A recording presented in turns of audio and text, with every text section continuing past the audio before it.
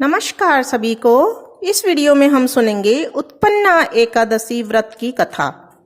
एक बार युधिष्ठिर के पूछने पर भगवान श्री कृष्ण ने उत्पन्ना एकादशी के बारे में बताया कि हे युधिष्ठिर, सतयुग में मुर नाम का एक दैत्य उत्पन्न हुआ।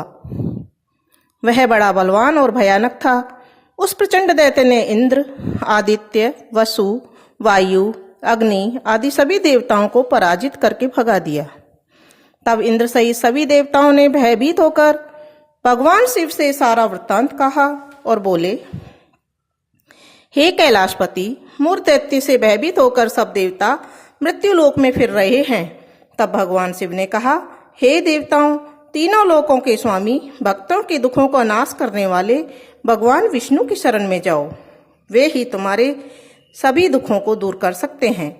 शिव जी के ऐसे वचन सुनकर सभी देवता क्षीर सागर में पहुंचे।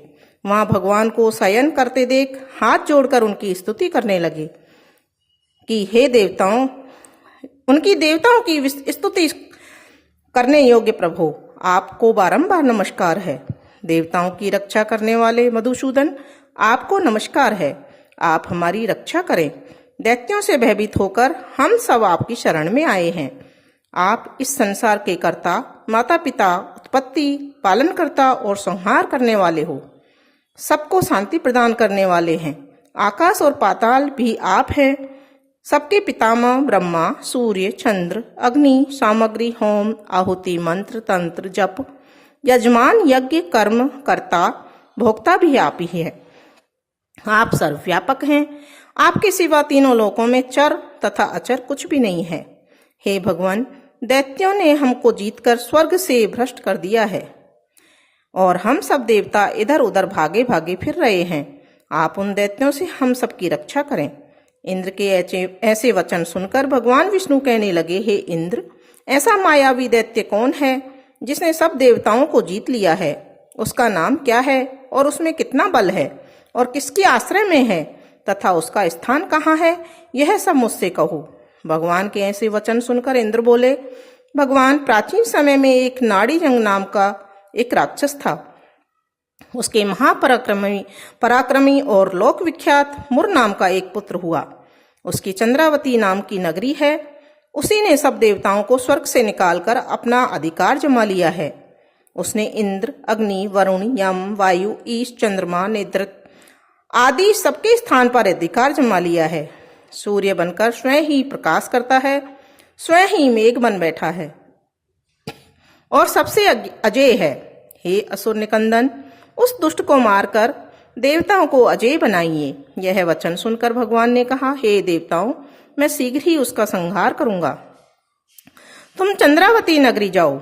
इस प्रकार कहकर भगवान सहित सभी देवताओं ने चंद्रावती नगरी की ओर प्रस्थान किया। उस समय दैत्यमुर सेना सहित युद्ध भूमि में गरज रहा था। उसकी भयानक गर्जना सुनकर सभी देवता भय के मारे चारों दिशाओं में भागने लगे। जब स्वयं भगवान रणभूमि में आए तब दैत्य ने उन पर भी अस्त्र शस्त्र आयुध लेकर दौड़ा। भगवान ने उन्हें सर्प के समान अपने बाणों से बीन डाला। बहुत से दैत्य मारे गए, केवल मुर बचा रहा। वह अविचल भाव से भगवान के साथ युद्ध करता रहा। भगवान जो भी तीक्ष्ण बाण चलाते उसके लिए पुष्प सिद्ध होता। उसका शरीर छिन्न भिन्न हो गया, किंतु वह लगातार युद्ध करता रहा। दोनों के बीच मल्ल युद्ध भी हुआ। 10,000 वर्ष तक उनका युद्ध चलता रहा, किंतु मुर नहीं हारा। थककर भगवान बद्रिकाश्रम चले गए। वहां हेमवती नामक सुंदर गुफा थी। उसमें विश्राम करने के लिए भगवान उसके अंदर प्रवेश कर गए। वह गुफा 12 योजन लंबी थी और उसका एक ही द्वार था। विष्णु भगवान वहां योग निद्रा की गोद में सो गए। मुर भी पीछे पीछे आ गया और भगवान को सोया देखकर मारने के लिए उद्यत हुआ। तभी भगवान के शरीर से उज्जवल कांति में रूप वाली देवी प्रकट हुई। देवी ने राक्षस मुर को ललकारा, युद्ध किया और तत्काल ही मौत के घाट उतार दिया। श्री हरि जब योग निद्रा की गोद से उठे तो सब बातों को जानकर उस देवी से कहा, आपका जन्म एकादशी के दिन हुआ है, अतः आप उत्पन्ना एकादशी के नाम से पूजी जाएंगी। आपके भक्त वही होंगे जो मेरे भक्त हैं। बोलो श्री हरि की जय।